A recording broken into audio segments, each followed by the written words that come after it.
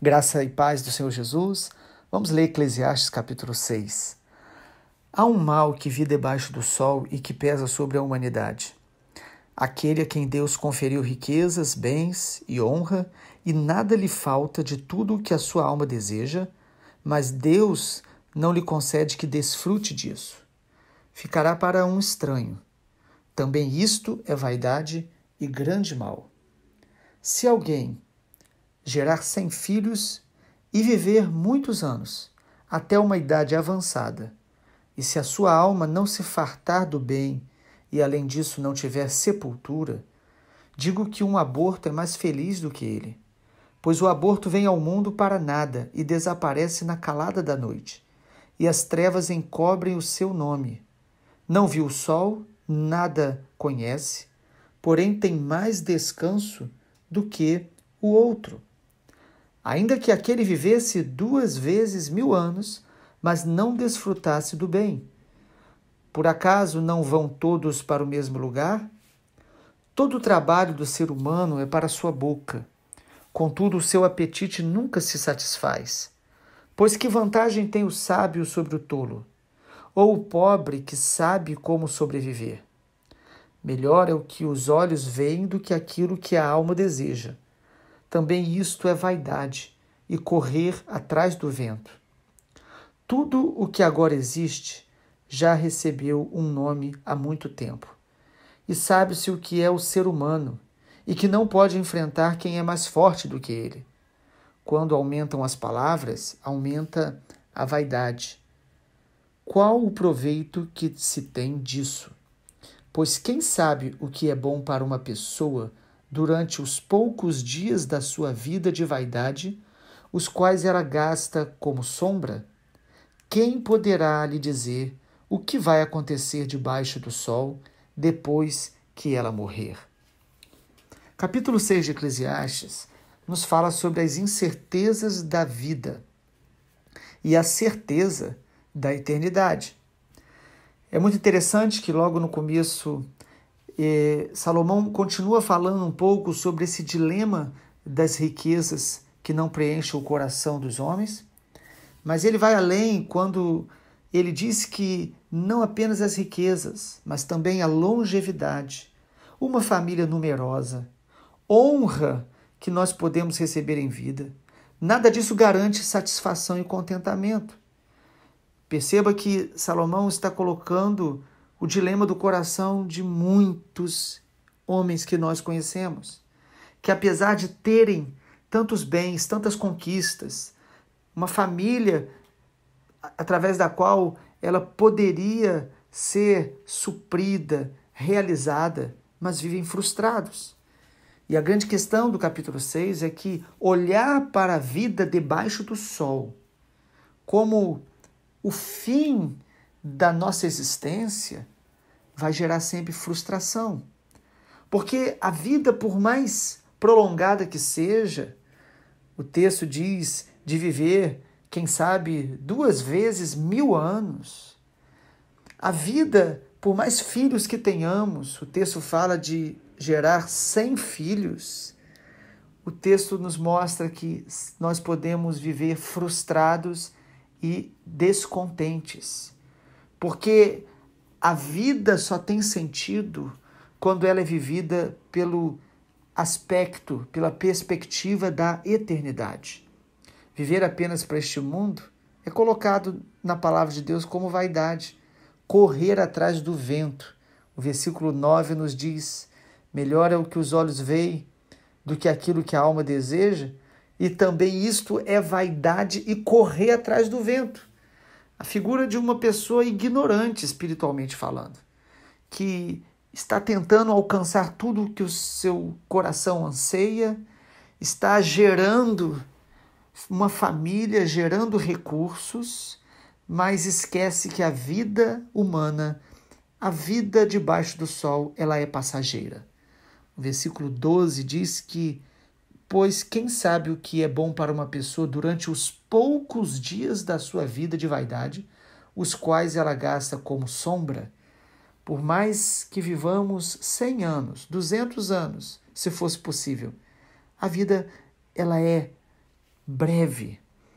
A vida, ela passa muito rápido quando se compara à eternidade.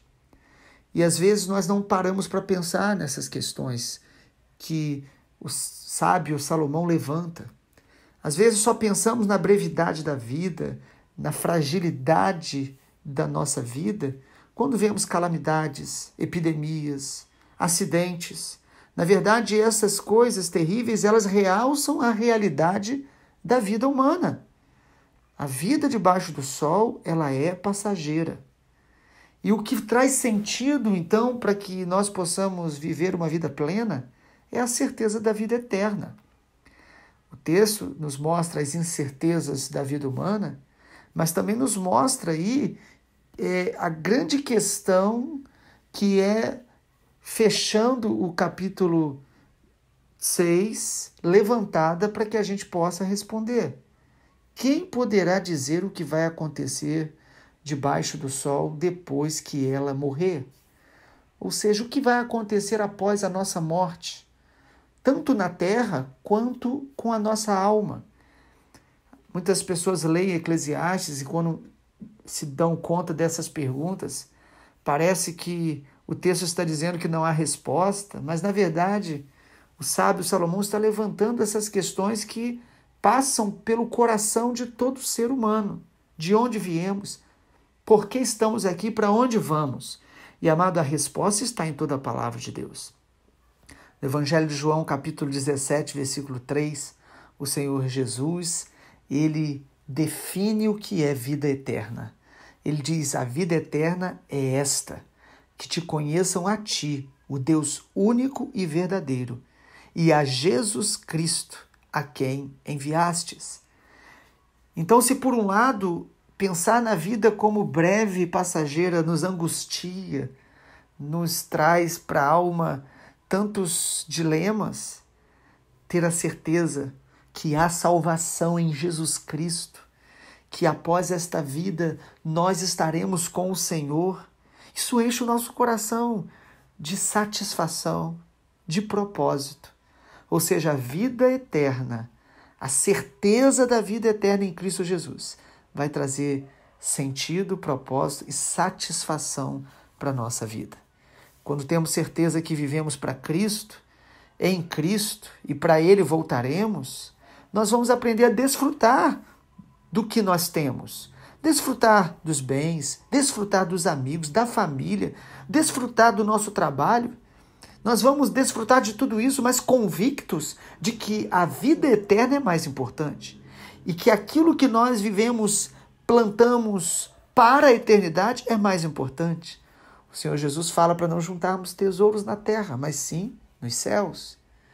A Bíblia diz para ganharmos almas, porque o sábio ganha almas, porque na eternidade nós vamos celebrar junto com o Senhor a vida que vivemos na terra, na presença dele, para que outros também o conhecessem e tivessem a vida eterna. O Senhor Jesus, no Evangelho de Lucas, conta a história de um rico que morre e de um homem chamado Lázaro, que era um mendigo, que também morre. E nessa história que o Senhor Jesus conta, ele diz que o rico morreu e foi sepultado.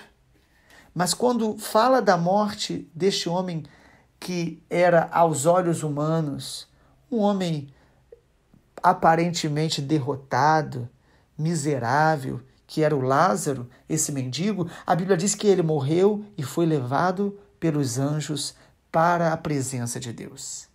E lá, no lugar de tormento que o rico foi lançado por viver uma vida na terra com tantos bens, mas sem aliança com Deus, sem crer na palavra de Deus, este rico em tormentos pedia para que Deus enviasse alguém para que a família dele não partisse também sem o conhecimento de Deus e para aquele lugar de sofrimento que ele estava.